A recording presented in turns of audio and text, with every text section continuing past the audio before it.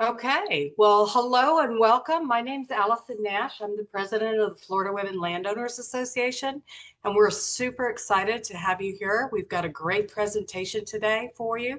And I just wanted to let you know a little bit about our organization, just in case that you aren't familiar with it. We we started this organization just about 3 years ago, and what it was to get a community of women landowners together, and to provide a environment where we could all talk about what our goals for our property, our goals for any managing property that we manage. And we know that there's a lot of resources out there. Sometimes it's a little bit difficult to get connected to them. So what we want to do is to provide resources to this entire group of women landowners so that they can accomplish their goals. And we're trying to include from farms and ranches, not timber, recreation, wildlife. So tonight we're doing invasive species. And I just wanted to thank one of our founding members, Laurier McCravey. She's the one who has helped coordinate and organize tonight's meeting. So Laurier, thank you very much. We certainly do appreciate that. So I'm going to start off today. What we're going to do is we have three speakers this evening. We're going to go through all three speakers, and then we're going to have opportunity to have questions at the end to ask these speakers. So first, let me introduce Miss, and I'm going to try my best to pronounce the last name correctly, but it's Miss Danielle Munsti-Dioka. Is that close? Did great. You did great. Okay. So Danielle serves as the Education and Outreach Coordinator for the Non-Native Fish and Wildlife Program with Florida Fish and Wildlife Conservation Commission, the FWC group. Ms. Munsti-Dioka is a longtime Floridian with a lengthy career in animal and wildlife field. She will be graduating, congratulations, with a master's degree of science degree in biological conservation this year. Her presentation is going to focus on the efforts to protect Florida's ecosystems from invasive species and highlight some of the innovative strategies used to manage this ongoing challenge. She's going to focus on animal invasive species. So Danielle, welcome. We're so glad that you're here. We appreciate it. And take it away. Awesome. Thank you so much. And thank you guys all for inviting us today. I'm going to share my screen. All right. Can everybody see that? Give it one second. Up. There we go. All right. Awesome. So like Allison said, I'm going to be talking about invasive fish and wildlife in Florida, and how the agency I work for, FWC, tackles just kind of a broad issue that we have going on here. Throughout the presentation, I'm going to kind of point out some of the non-native fish and wildlife that have been introduced into Florida's ecosystem. And I'll try to make sure that I identify them as we go, because that's kind of part of the presentation. So over here on the left is a lionfish, marine fish that you find all over the coasts of Florida. The center there is a Burmese python. It's a large constricting snake that's found in South Florida. And then a nutria is over there on the right. These are large rodents that are found in South America, but that are also now here in Florida. Okay, so quick outline. This is kind of some of the things I'll be talking about today. I just wanted to highlight the terminology that I'll be using and start by going over some of the terms that Christian and I will be going through today.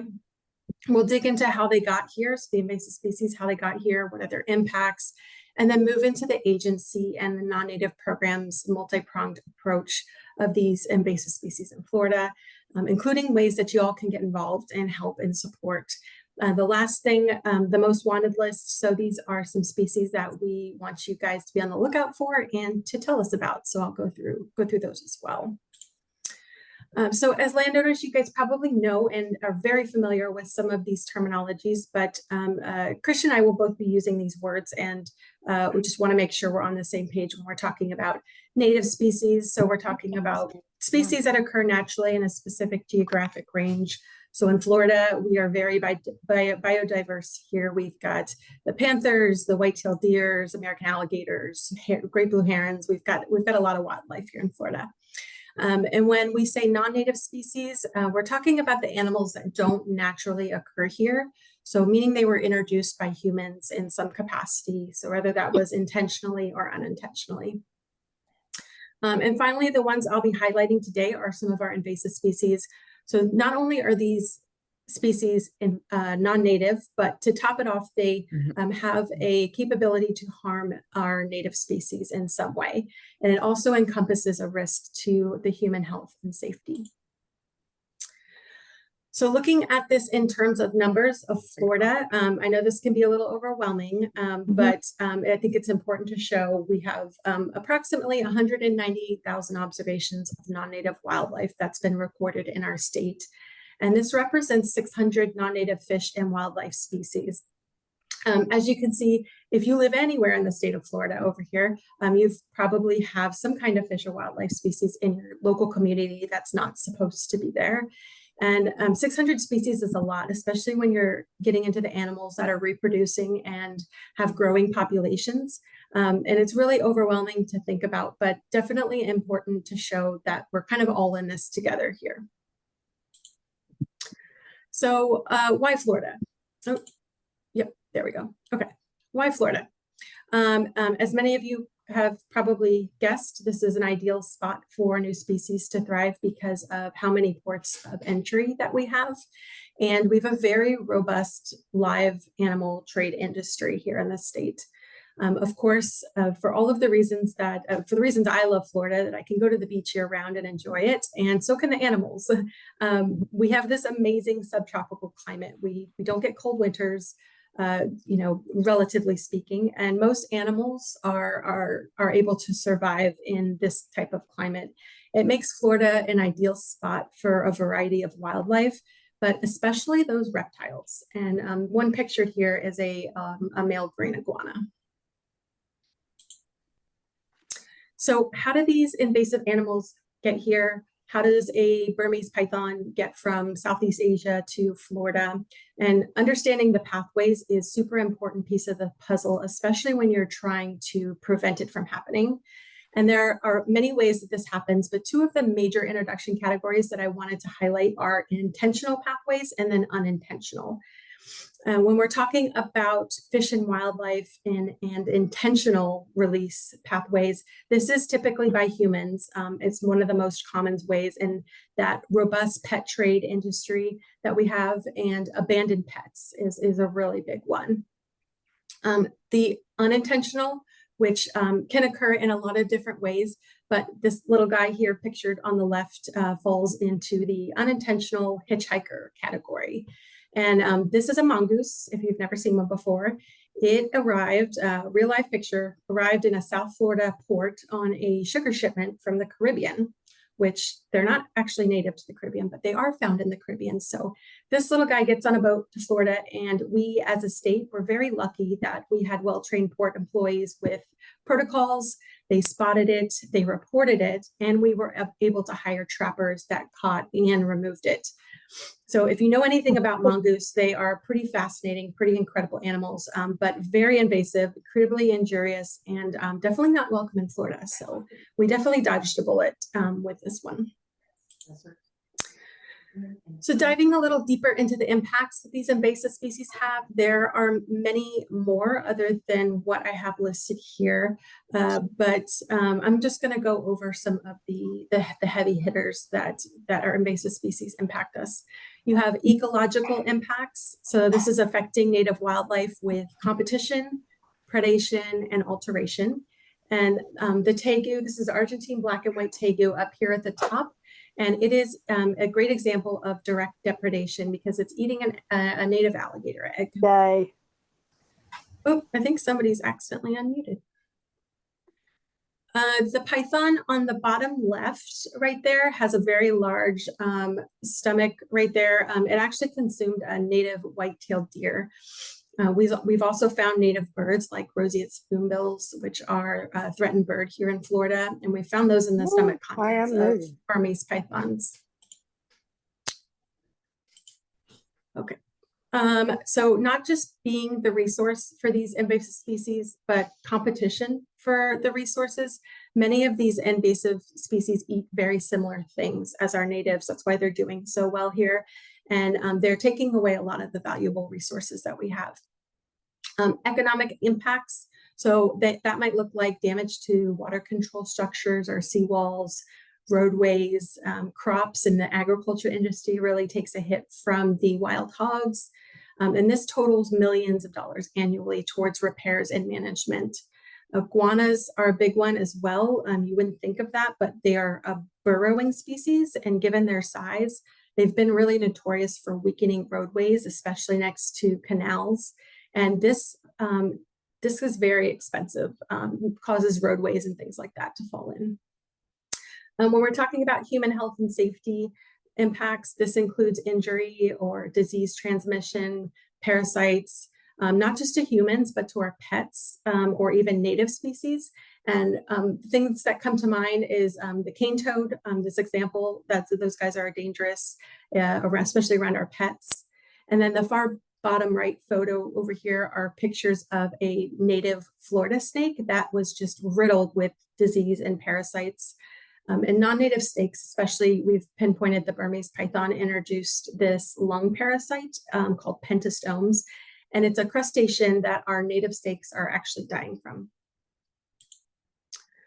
Wrap up this section, I just wanted to show a little bit of a visual of why prevention of invasive species is the ideal approach over here.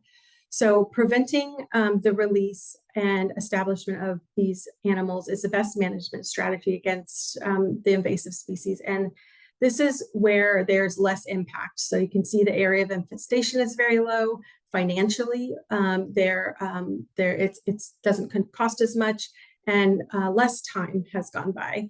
And as an agency, we're really investing our efforts in this stage right here. But this is hard to mark because it's essentially trying to predict the future if you're trying to prevent something from happening. Once you have an introduction right here, that's when we try our best for eradication and containment. Again, both of these are going to cost less in the long run, and more time passes over here before we are notified that we have a species. You end up in the asset-based protection and long-term management scenario. And Burmese pythons are a good example of this species. They are widespread across South Florida. They're thoroughly established, and our managing programs are focusing on removing them from areas where we have key assets. So your bird rookeries and areas with endangered or threatened species.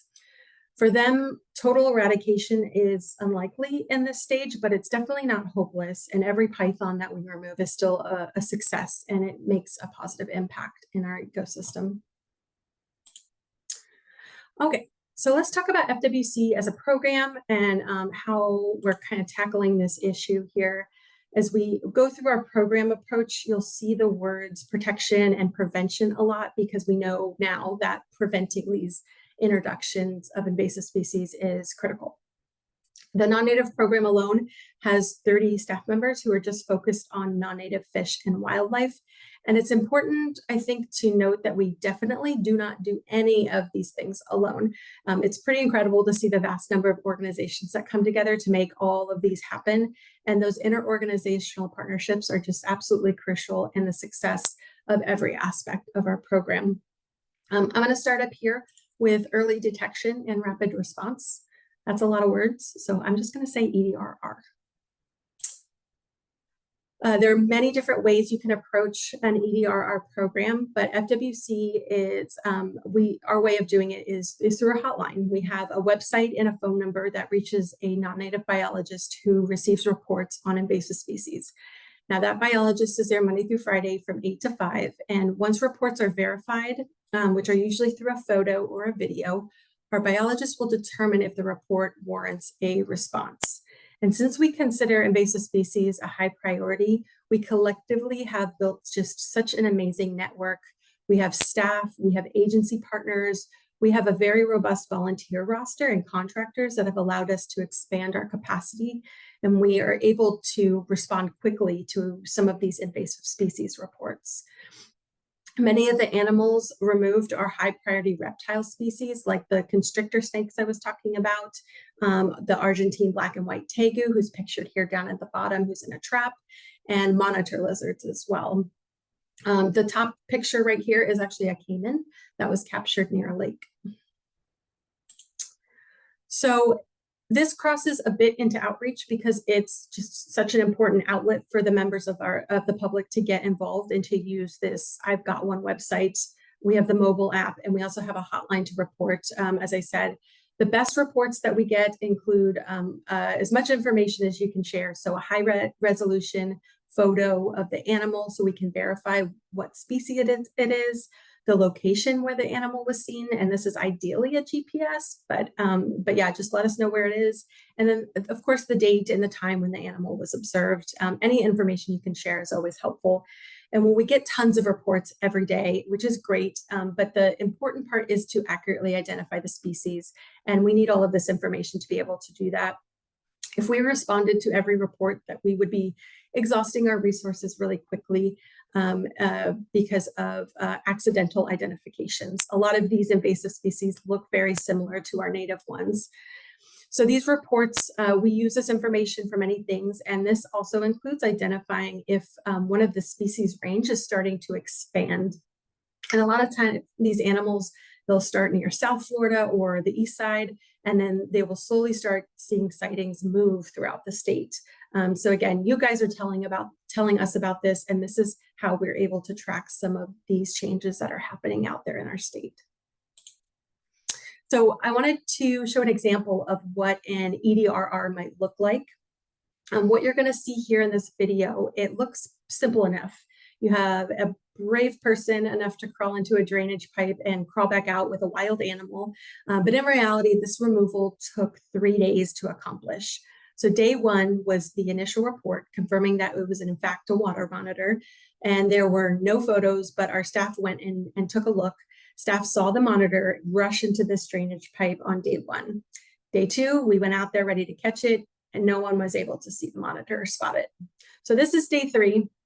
The monitor was found and captured, very exciting. But this is a good example of how EDRRs are not always a one-day shut and close case. It involves multiple staff and days to work on this, sometimes even weeks to catch an animal. But this one had a happy ending. We were able to get this guy. Okay.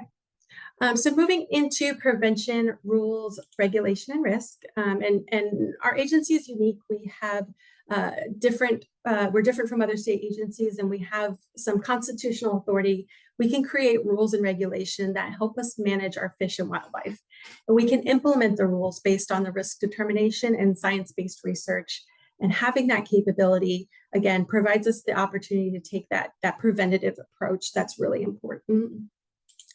So I'm not going to get too much in the weeds on the regulations, but we have various sets of different classifications that were implemented based off the impacts that an animal might have.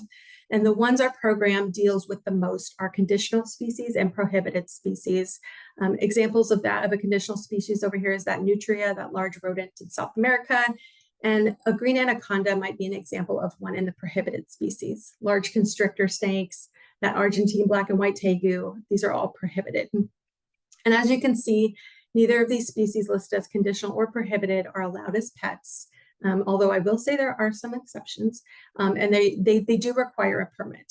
We also have a list of captive regulatory classifications, but again, to avoid getting too much into the weeds with those, just know we also have wildlife law enforcement officers, and they do such an amazing job of closely managing and monitoring those set of regulations.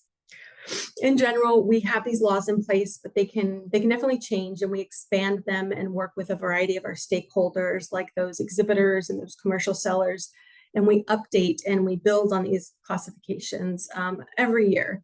This is another aspect of our agency that encourages responsible pet ownership through the robust pet trade industry.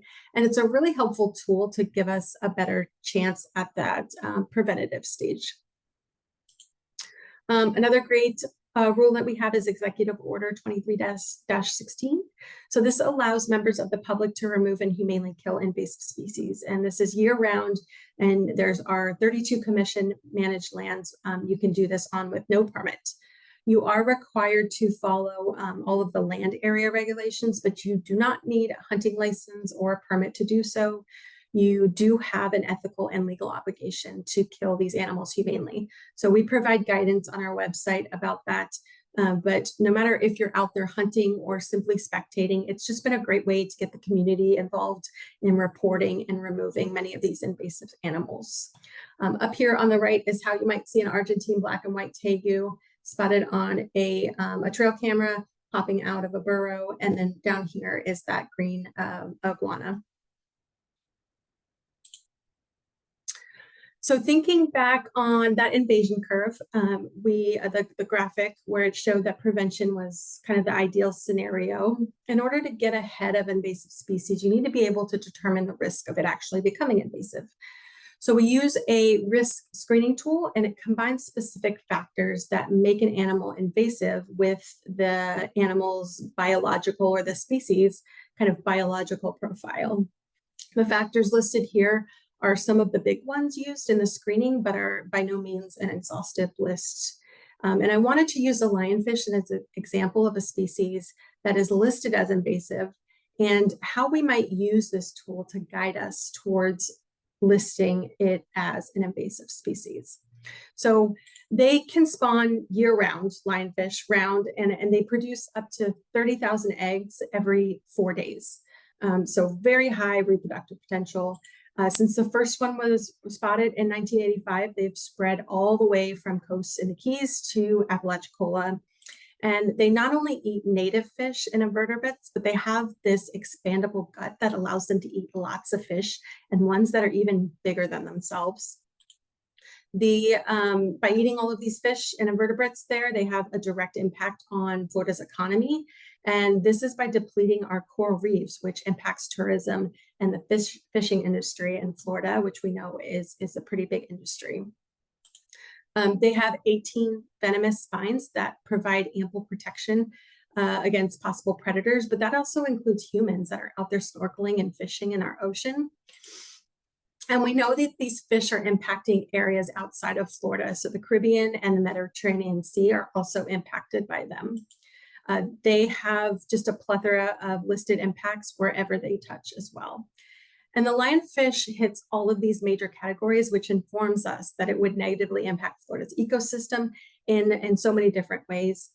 The tool wouldn't make necessarily the decision for it, but it does help us gauge the risk level of any animal if it were to be introduced into Florida's ecosystem. Okay, so moving on to control and management, and we do this in a few ways, and our approach always varies dependent on the animal that we're dealing with. I'm going to focus on python control and management since it's one of the more popular and robust ones that we have in our program. A super successful program specific to python control is the Python Action Team Removing Invasive Constrictors. That's a lot of words. So we say Patrick program for short. And we have this equal partnership with the South Florida Water Management District, who has the PEP program, Python Elimination Program. And together we have roughly 100 experienced contractors.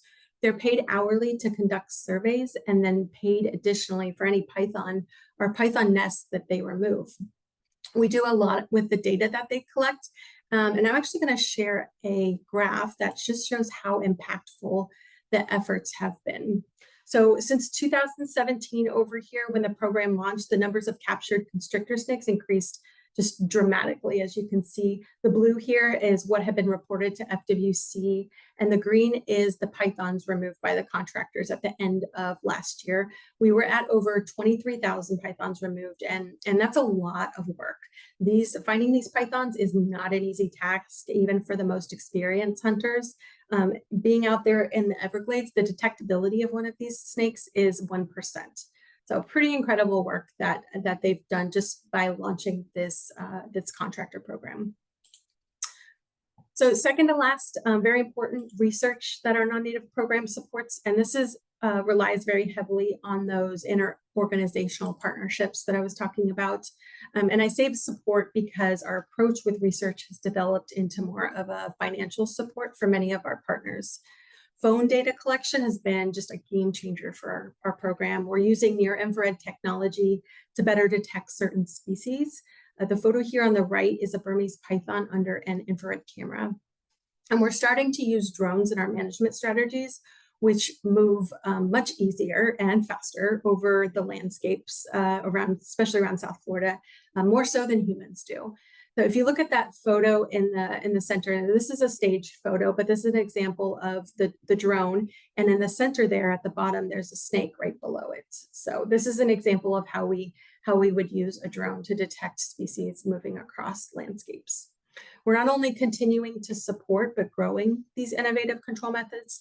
The ones listed here are just a very small sample because invasive species control, they continue to be a problem. It's going to require some innovative tools to efficiently control and eradicate a lot of these animals. Okay, so as the education outreach coordinator, this is my unbiased opinion that this is the best category right here. So I'm going to start with our biggest event of the year. This is the Florida Python Challenge. The event it's under outreach because it offers a very unique way for the public to take an active role in protecting the Florida Everglades. Anyone can participate at any skill level, and there are cash prizes available. We get hundreds of participants that compete from all over across the US every year. We've even had participants from out of different countries. We had some folks from Canada this year participate, and Belgium. So one of the big reasons we keep doing this every year is because it reaches more people than any of our other outreach events. And it gives us a platform to bring awareness to the overarching invasive species issue. Up here on the left is our grand prize winner. She won, Miss Taylor Stanberry. She won $10,000 for removing 60 pythons in 10 days. It's pretty incredible. And then over here on the right is our launch day. It's some FWC staff with our partners and open registration for the Python Challenge this year. We're holding up one of our biggest snakes. So we do a lot of outreach and educating. We do this both virtually and in person, obviously. We table events, we go to schools, we host workshops, and this is all in the name of invasive species education and awareness. Reaching communities and groups as a whole has become a lot easier with this virtual option, like this presentation right here. But we try to make it all over the state. We have staff in Gainesville, Tallahassee, South Florida. So we try to be everywhere. We try to spread the word as much as possible. And this is kind of the golden child of the non-native program, the Exotic Pet Amnesty Program. It's really just a one-of-a-kind program. It's preventative effort, and it's intended to reduce the number of non-native species released into the wild from that pet trade I was talking about. And Florida residents, they can request to rehome a non-native pet for any reason at any time through this program without getting in trouble for not having the right permits or licenses. And through this program, the FWC offers temporary and legal free amnesty to individuals who may have kept non-native species illegally. Most of these people who have these pets, once they realize they're illegal to have, they might want to release them, but they can come to our program for free and get amnesty. It's a great resource for exotic pet owners who find themselves in a situation where you can no longer care for your pet. Our team uses a national database of pre-approved adopters to rehome these pets. And it's really a matchmaking service that we have for pet owners. We put them in contact with adopters who are interested in their pets. I love this program. I could literally do an entire presentation just on the Exotic Pet Amnesty Program. It's really cool. If you guys have any questions, my contact information is going to be at the end of this presentation. And then we also you can reach me at petamnesty@myfwc.com. You can scan the QR code as well for more information. We have a whole page a bunch of pages on our website about the program. It's really awesome. Okay, Invasive species identification. So I've been talking about some of these invasive species, and these are some of the ones that we definitely want to hear about if you see them. I've been mentioning this large lizard here, Argentine black and white tegu. It is obviously a black and white lizard. They have kind of a very dispersal of white bands and spots all over that dark body. Adults are going to be anywhere from 3 to 4 feet in length, and males tend to have these really big, large, thick jowls here on the end, kind of the base of their jaw. These lizards, they're established in 4 areas around Florida. So we have Miami-Dade, St. Lucie, Hillsborough, and Charlotte County. But as you can see, they have been reported throughout the entire state. They directly impact our ecosystem by predating on eggs that belong to many of our native species. So gopher tortoises and burrowing owls. And they have the ability to live in much colder temperatures than many of our other invasive reptiles. So they have the capability of spreading even further. Definitely want you to tell us if you see one of these guys. To date, we have removed over 20,000 that have been reported to our to FWC. So all of these species here that are pictured are invasive. They're regulated as prohibited and have pretty severe ecological impacts on Florida. The Nile monitor over here at the top, they have these bands of spots that kind of look like coins across their tail. And this is Africa's longest lizard. They can get up to 8 feet long. I've been talking about this guy a lot over here, the Burmese python. They have, it's kind of hard to see in this picture, but they have this dark arrow shape on the top of their head and almost like giraffe-like patterns. It's a really good way to tell them apart. They have these dark brown blotches all along a light tan background. The snakehead fish too. This guy is an air-breathing, torpedo-shaped freshwater fish. They have this flattened head right here. They have a bit of a toothed jaw, and they have these long dorsal and anal fins that don't actually have spines on them. And they typically will have a red eye. Their body color darkens a little bit with age, and then they have these bright kind of comma-shaped markings. They also typically have a red-orange eye spot right here near the base of their tail. They tend to resemble both in behavior and appearance the bowfin, if you've ever seen our native bowfin fish. But one way to distinguish them are these long anal fins. The bowfin is just going to have a couple fins on, just small ones here, but not the snakehead fish. So we want you to give us a call if you see any of these species in your area. Again, here's the information for our hotline, reporting app, website, and my contact information is there on the bottom as well. And that's it. Thank you, Danielle. That was great. I know that there's a couple questions that I even have at the end, so we're going to have some questions later. So now I would like to introduce Denise. Denise Paris has been she's also a founding member of Florida Women Landowners and a good friend of the group. So Denise has found the opportunity to repurpose. I know that you have a different name for it, but I'm just going to describe it. So we are interested in taking out invasive trees, and Denise and Josh have done a great job in finding a repurposing for these trees. So Denise, could you share with us what y'all are doing? Yeah, happy to. I'm going to share my PowerPoint really fast. So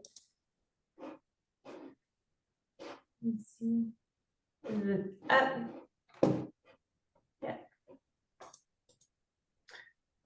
So hi everybody, I'm Denise Paris. My husband Josh Bowers is right here by my side. He's also one of the founding members. Thank you for having us. So we run Pavilion Intelligence. It's a marketing, a science consultancy, and upcycle timber operation. So our other lives are PhDs and super geeky computer data scientists, but we're also landowners. And we had the Forest Service out to our property because we had a gorgeous live oak die, and we were incredibly upset about it. and we were hoping why it died wasn't to impact other trees. And when the Forest Service came, we thought they would be here for 15 minutes and tell us why our tree died and go away. But Chris and Arthur ended up being here for 4 hours and really got us to see we've always loved our property and have cherished it. We're on a lake, so we have, wetlands, we have a forest area, which we learned was pristine. It's never been, mowed down. It's never been planted with orange trees or anything. It's absolutely pristine. And then we have fields.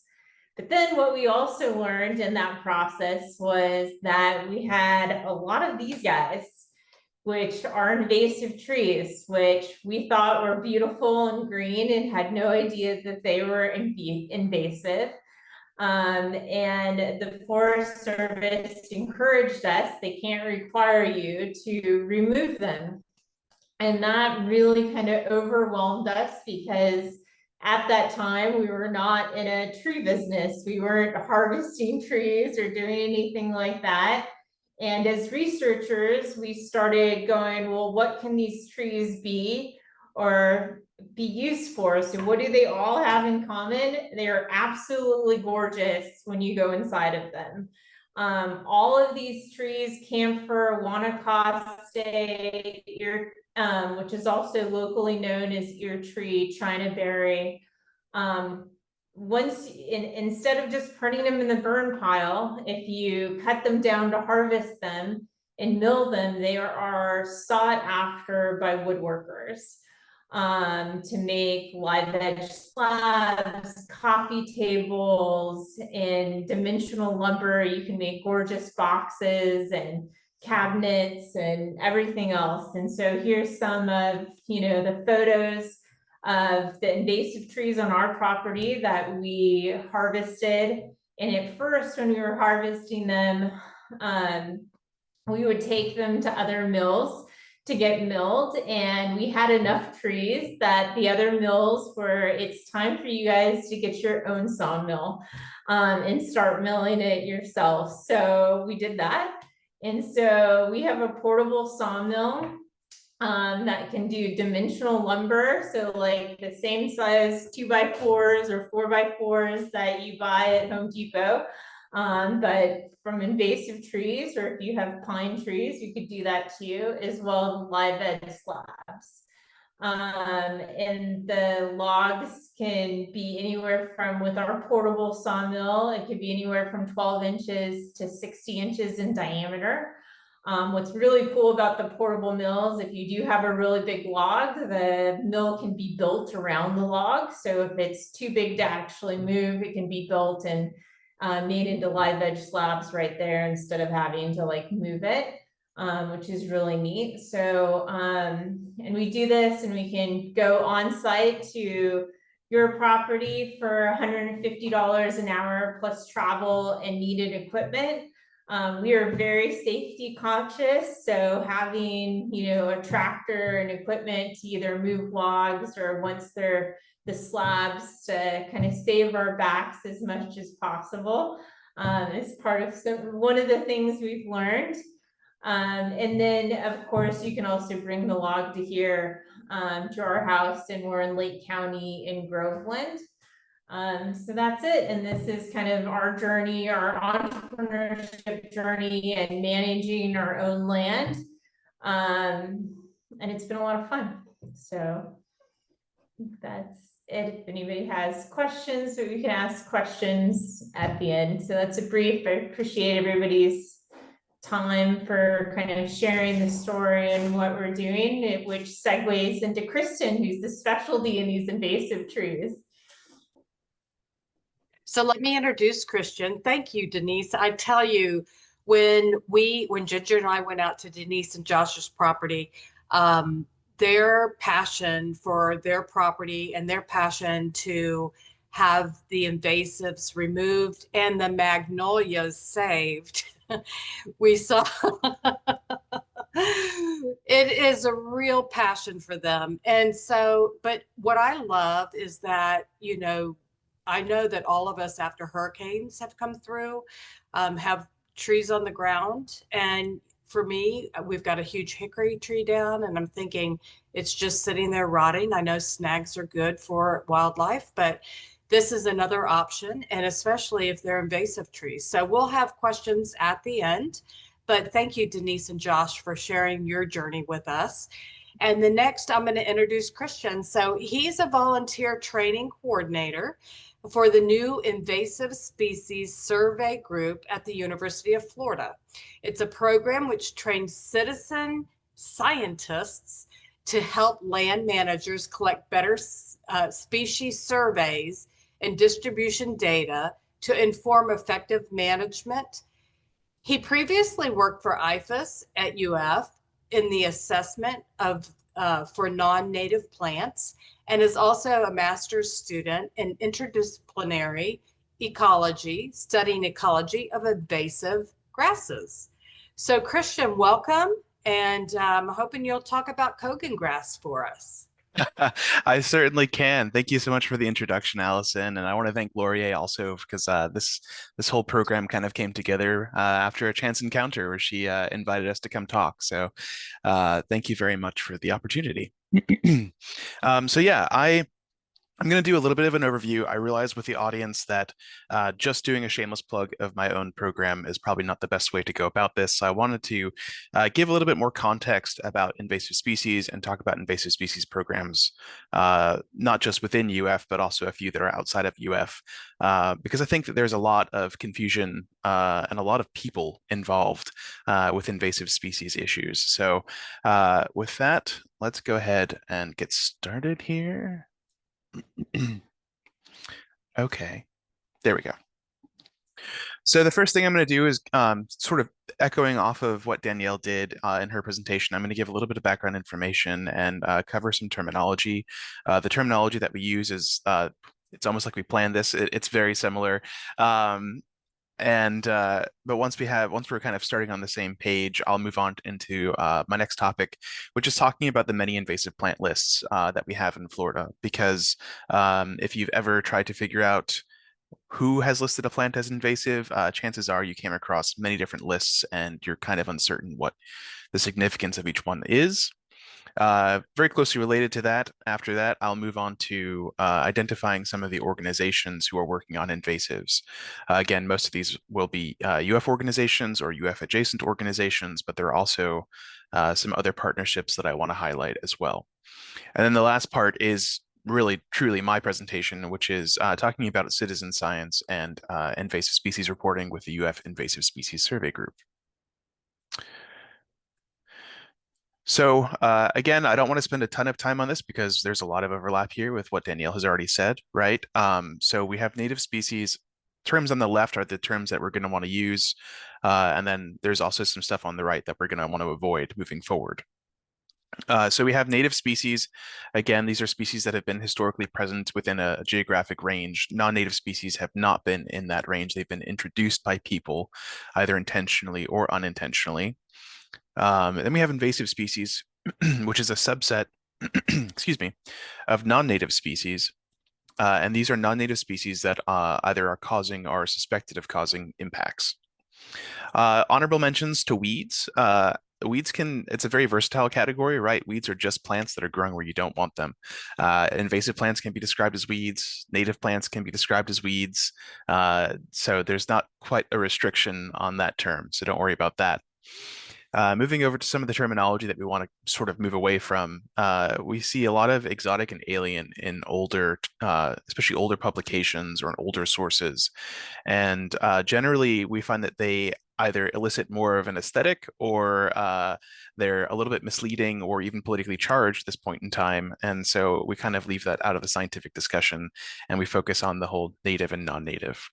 Something that does get popped around occasionally is this term native invasive, which is really confusing, right? I just pointed out that in order for a plant species to be called invasive, it has to be non-native. So for it to be a native invasive, it's just really, really misleading. So usually what people are trying to describe when they call something a native invasive is they're describing a native plant that is behaving like a weed. So that's probably the best way for us to focus on or to brand those species. I like to kind of open up with this image. This is a map of obviously the world, but what you're seeing in the red shades are what are called invasion hotspots. And invasion hotspots are just areas where you have a disproportionately high concentration of invasive species.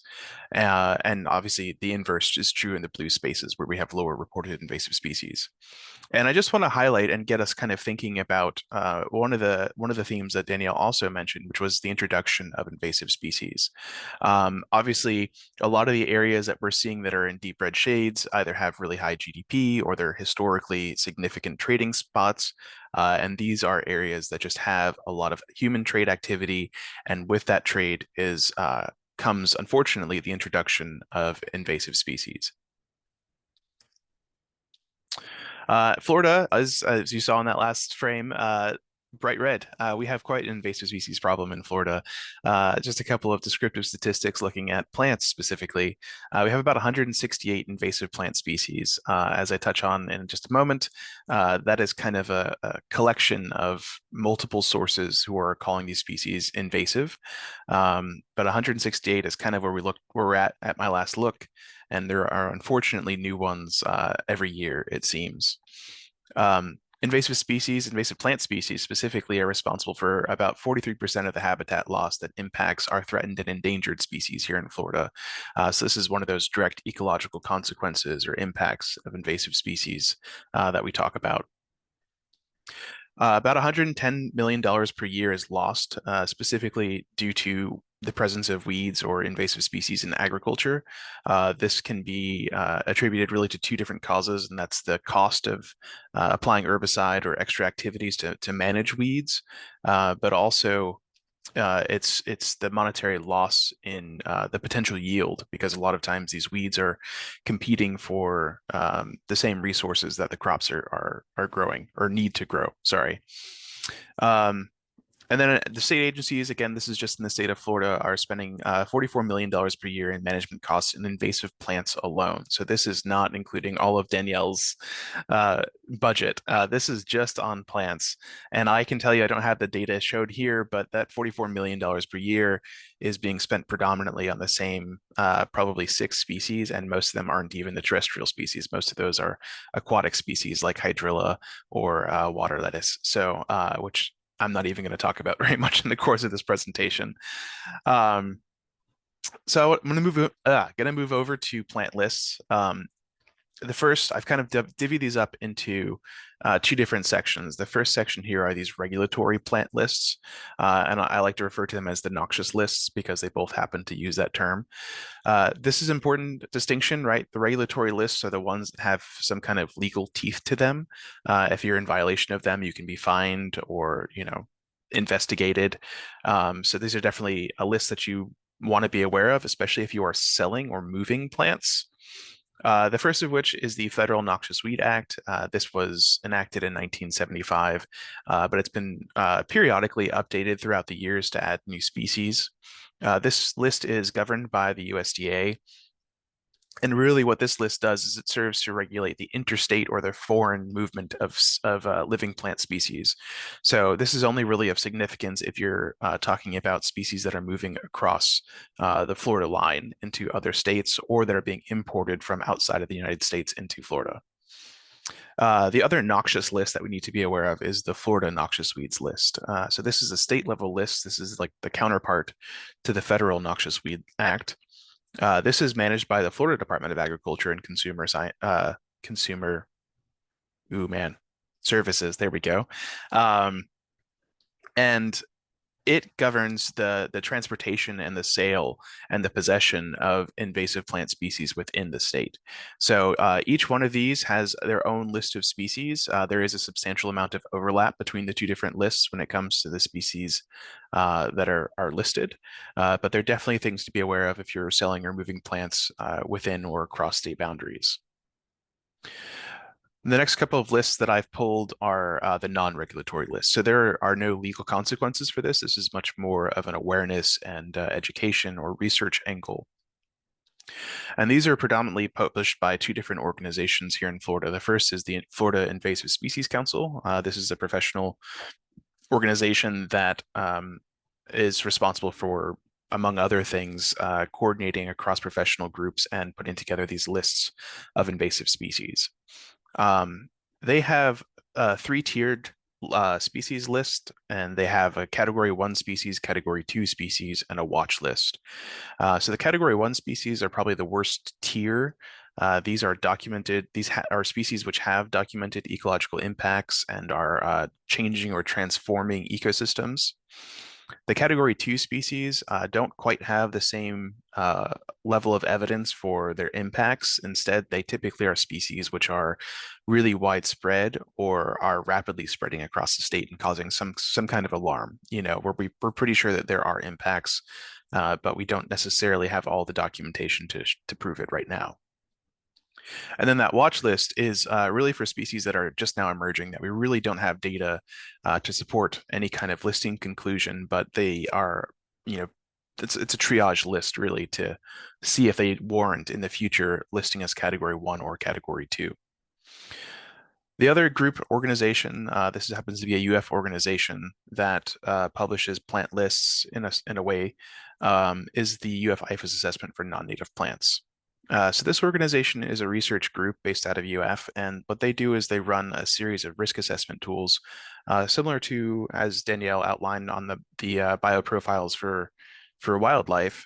We look at some similar information and data to make decisions about the risk of those species, either becoming invasive if they become widespread, or if they are behaving in an invasive way.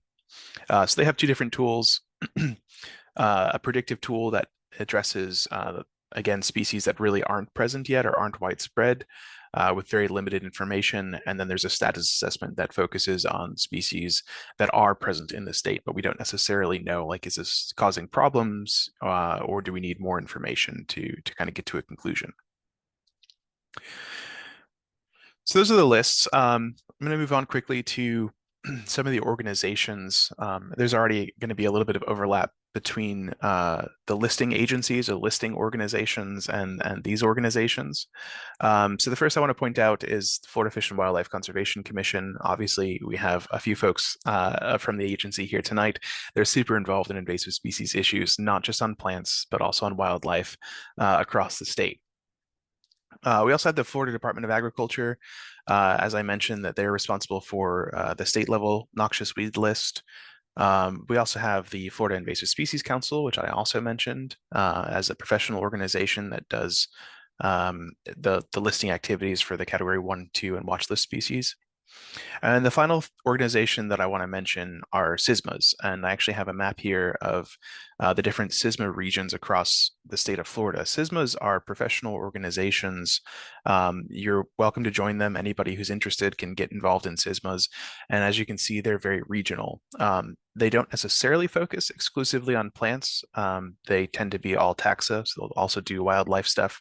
And certain SISMAs are even interested in things like disease issues or insects.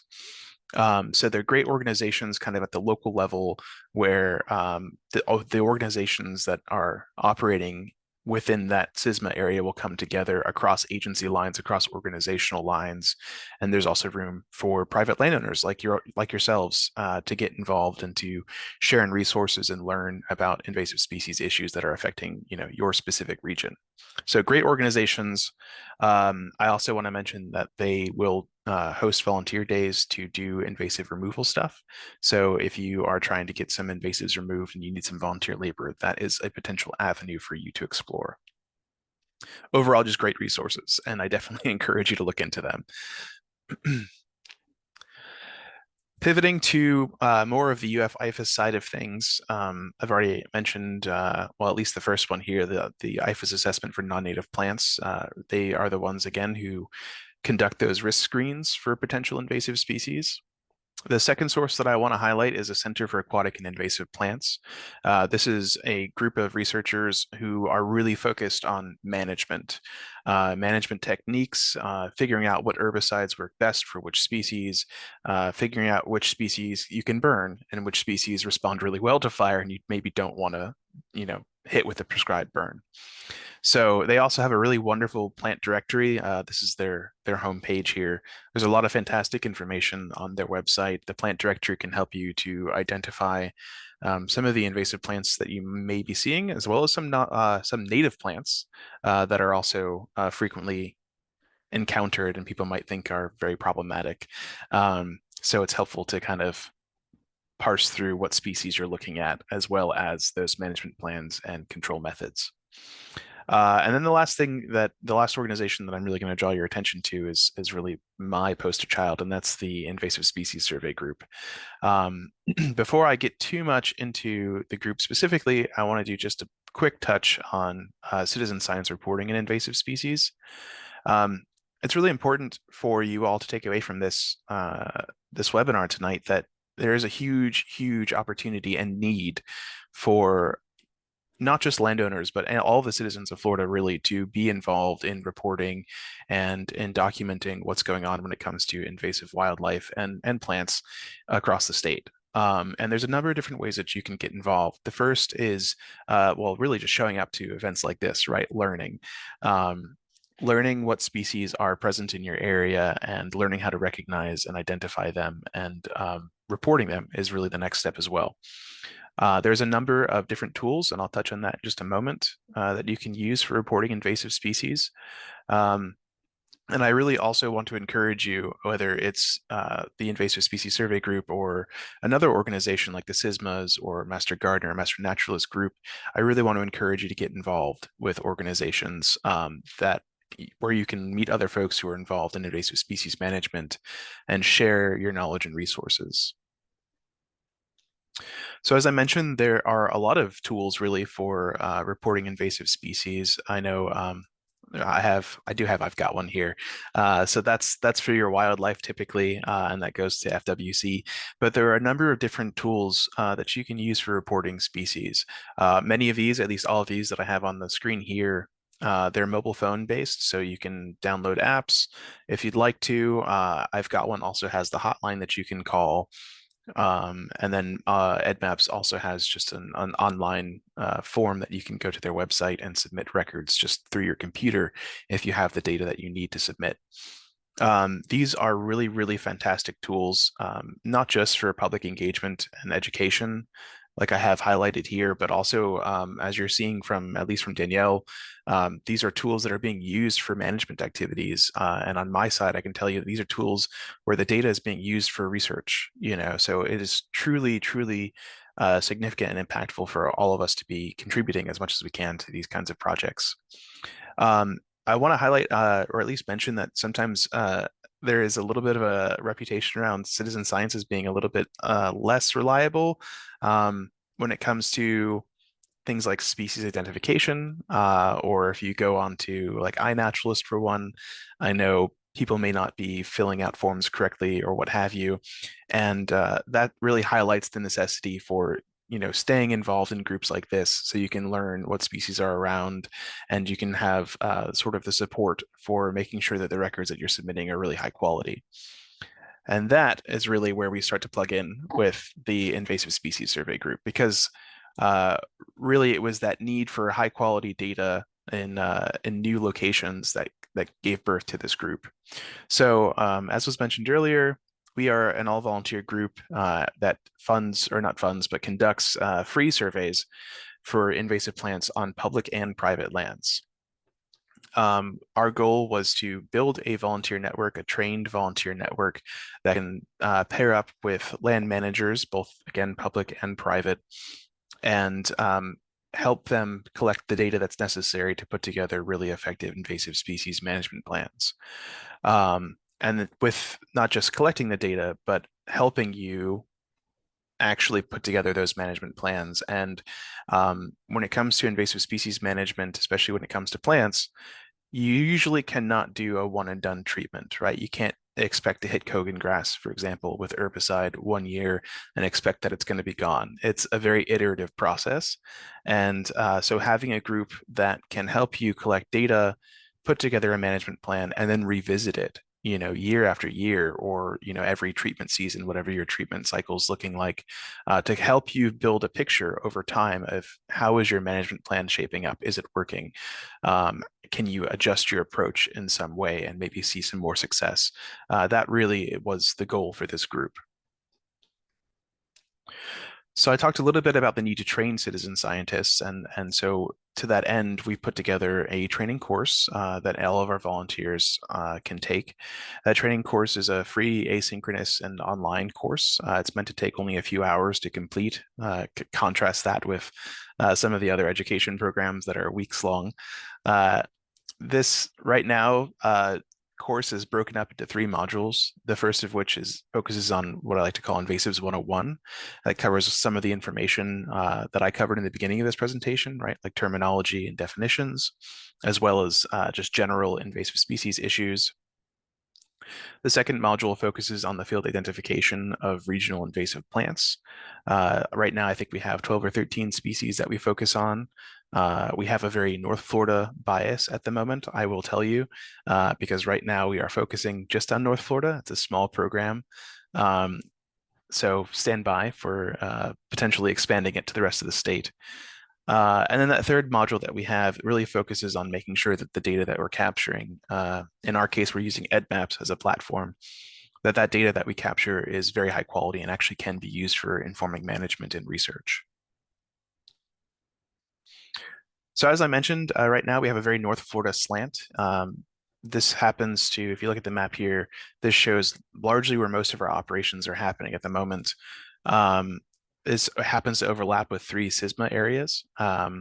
If you are outside of this area but nearby, I can still make an argument as to why we should work with you. We definitely work with land managers that are outside of the area. But the further south you go, unfortunately, we don't have the volunteers or the training materials just yet to really help. But I do want to encourage you still, you can still report invasive species, and you're more than welcome to reach out to me if you have questions about invasive species or reporting, even if you're outside of this area. But if you're in this area, then you are eligible to request a survey from us. And that survey data, once we go out with volunteers, we organize a work day, we survey the property with or without you, up to you entirely. After that survey is completed, we will have data sheets of all the invasive species that we found, as well as their locations on that property that can be shared with you after the fact. Again, we can share that as just like a CSV, like an Excel file, or we can share that with as a map. The data will also be in EdMaps, which is a platform that I'll talk about in just a second here. I want to also mention, since we're working with a lot of private landowners here, and I know that privacy is a very valid concern, that just because the data is going into a public database does not mean that we are dropping like a point saying we found, this species in this corner of your property. We can obscure the actual coordinates so that it doesn't show on the public end, and rather that record will just say like in this county, this species was found. So if you have some privacy concerns, definitely talk to us about that, and we can make sure that those coordinates are going to be obscured. Right now, the website is our hub. This is where I'm directing folks, both potential volunteers as well as people who would like to request a survey from us. I will share the website. There's a QR code at the end of the presentation, and I can also email it out. So as a land manager, you would go over to the land manager tab on our website and go all the way down to request a survey. And this brings you to a short form where you can give us some contact information and highlight the plot that you're looking for us to actually come out and survey and answer some questions about like timing and some of your land management goals. After that, I will be reaching out to you and we can discuss some logistics and timing and let you know that, yes, thank you for your request. You're in our queue. This is kind of when we're looking at getting volunteers out to you. And as I mentioned before, you're more than welcome to join us on that work day if you want to come out and learn about the species that are there in person. I kind of prefer it that way, honestly. I think it's a lot of fun to have the property managers out there with us. But obviously, if you're not present or not able to be there, that's not an issue as long as you don't think it's an issue. We can wait to schedule it around your schedule if that's what you want. Pretty flexible with this program. So as I mentioned, we do share this data with EdMaps. That is the platform that we use for collecting data. That is the mobile application that we use in the field to collect data. And it's also probably the best way for you to interface with that data once it's collected after the fact. When you want to design management plans or what have you, you're probably going to want to go through EdMaps. So I just wanted to grab kind of a quick picture here. This is one of the many products that EdMaps provides. This is just a county level map of Kogan grass presence, for example. You can go through the database and choose your species of interest, and you can look at point maps, you can look at county maps, you can get all kinds of different map products out of this database, and you'll be contributing by either volunteering or requesting surveys by contributing data to this platform. I'll mention also this database is all taxa, so it's not just plants, although we'll be using it for plants. And it does have quite a large coverage. We have data that comes in out of Canada and also like the northern parts of Mexico as well. So it's a pretty huge effort that you're contributing to by contributing data to this project. Just to give you an idea of kind of some of the products that happen after our surveys, these are surveys that we conducted outside of Ocala, actually, in different lots. And this was data that we were able to share with the land managers after the fact. So these are all different point maps. You can see on the right-hand side, one of the cool things about EdMaps is that when you select on one of those points, you can get all the different information about that specific record. So there's a lot of data that goes into this, and you have a lot of power when it comes to designing management plans after the fact. As I mentioned, we really want to support folks not just in collecting data, but also in developing their management plans and really honing them. If you already have one in place, making sure that it's working for you. And if it's not working for you, figuring out, okay, what do we need to do to make it work for you? So the second goal that we have here is, I'll say the first is the volunteer side and conducting surveys. The second is really providing land managers with the tools and the training that they need to make the data-driven management decisions. Ugh, excuse me. And to that end, we are currently organizing some workshops to train land managers to use a decision support tool, which is called SIPA. It's the Spatial Invasive Infestation and Priority Analysis tool. And this is basically, it's a map-based prioritization tool where we're able to take data like the data that's in EdMaps for a specific property, go through a series of parameters or questions about your goals, how you want to manage your property, whether that's, you know, for wildlife value or for certain species. And based off of that, it puts out a product that tells you which areas you need to prioritize managing invasive species. And this is all part of an invasive species management plan that you can revisit year after year and identify areas where you can either improve your existing plans, or if you don't have a plan in place, you can actually put one in place and get started with controlling some invasives on your property. So I think that is, yes, that is where we're at when it comes to the project. As I mentioned, here's the QR code. You can go to our website and get a little bit of more information. Also, please feel free to email me. As I mentioned, even if you are outside of the project area, I still want to hear from you. It helps us to demonstrate that there is interest in us expanding, you know, this program. So definitely reach out to me, even if you are outside of the area. And with that, I'll thank you. Well, thank you, Christian. That's great. It's a large project, and I know that we're excited to learn more about it. So what I'd like to do now is go ahead and open it up for questions. If you want to put your question into the chat, that would be fine. If you want to raise your hand and want to, you know, discuss it in person, that's fine too, because we want to use Christian and Daniel and Denise and Josh and see whatever questions we can answer for you. So go ahead and let's go ahead and go to the question sections.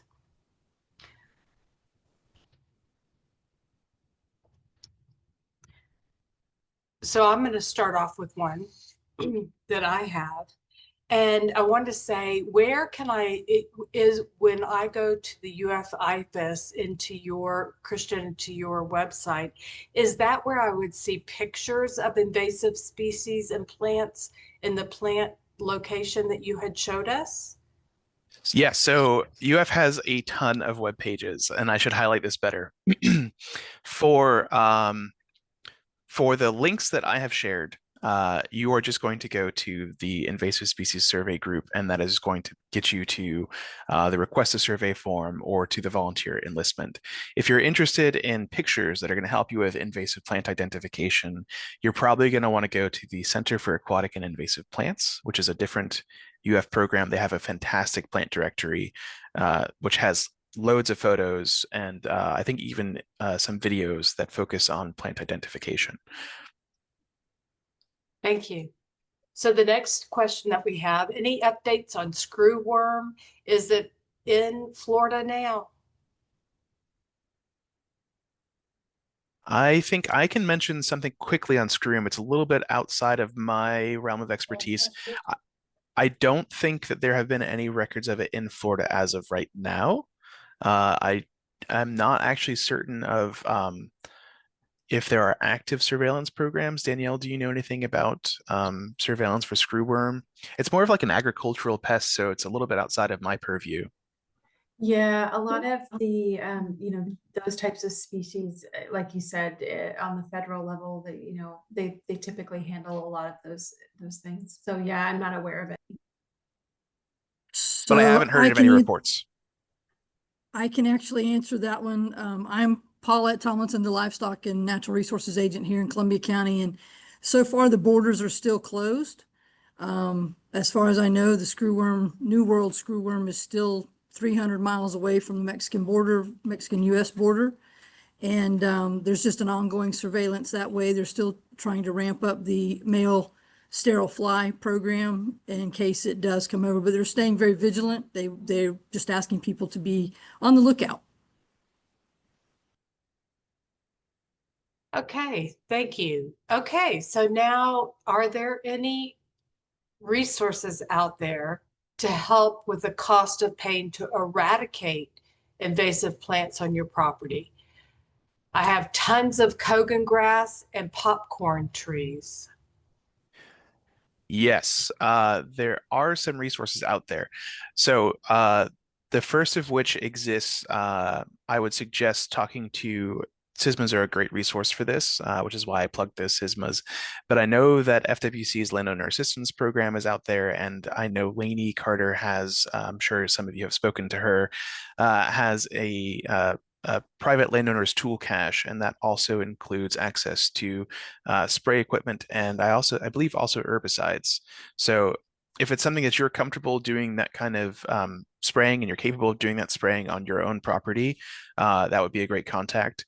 When it comes to pure financial assistance, I know that there are some programs like EQIP that are done through the feds.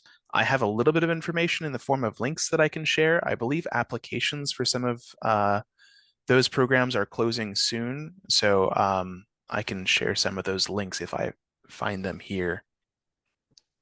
But that's really where I would direct you is in terms of resources, financial or technical resources for the actual removal activities. Yeah, so this is Ginger Fiegel right here. I'm regional coordinator for our landowner assistance program. And yes, Christian's absolutely right. There are some herbicides and tools available to private landowners who want to work with FWC for the needs of invasive species and also for species for restoration of habitat. We're not giving those out for like site prep, that type things, but definitely for restoration and invasive species for those. But what I would say too is that we also have hog traps. So if you do have feral hogs on your property, that's a species that wasn't discussed during today's talk, but they are considered a non-native species. So we can help private landowners with those. And we do have hog traps that we can lend out for 30 days at a time. They're the pig brig type traps. So if you want to look at that online, certainly see those traps, but contact me or get a hold of Lainey Carter. Ginger, do y'all have sprayer equipment as well as the herbicide, or just the chemical? Yes. Or you have both? Okay, that's great. Yeah, we have some of the hand sprayers as well as those that you put on like an ATV if you need that. Okay. Ginger, could you drop Lainey Carter's contact information into the chat? Sure, I will do that. Thank you.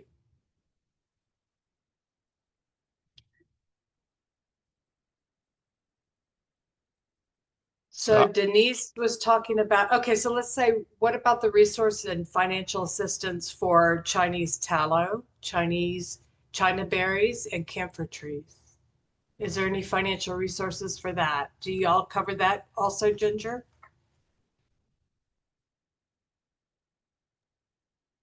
I heard part of the question, Allison. I was typing Lainey's name in.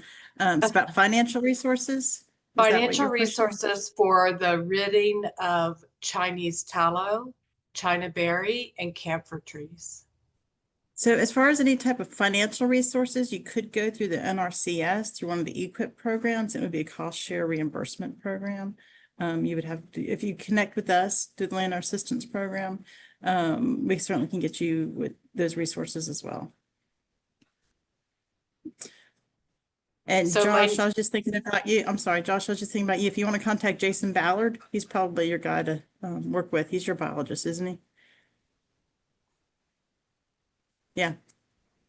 You can give a call to Jason Ballard. He'll get you connected. For the cooking grass tips? For the Kogan grass, the equipment and all that, yeah. Jason Oh, Ballard can okay. hook you up. Yep, perfect.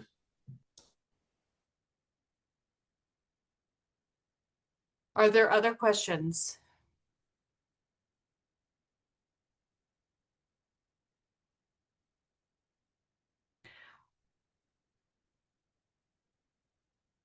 Well, hearing none, then I would like to just tell y'all that I will be sending out a survey for tonight's presentation. We'll send it out, and I would appreciate you to give us feedback on your how you felt the presentation went. And I would also encourage you to reach out if you're interested in helping us with our mission in providing programs like this to other women landowners. We would like to encourage you to join us.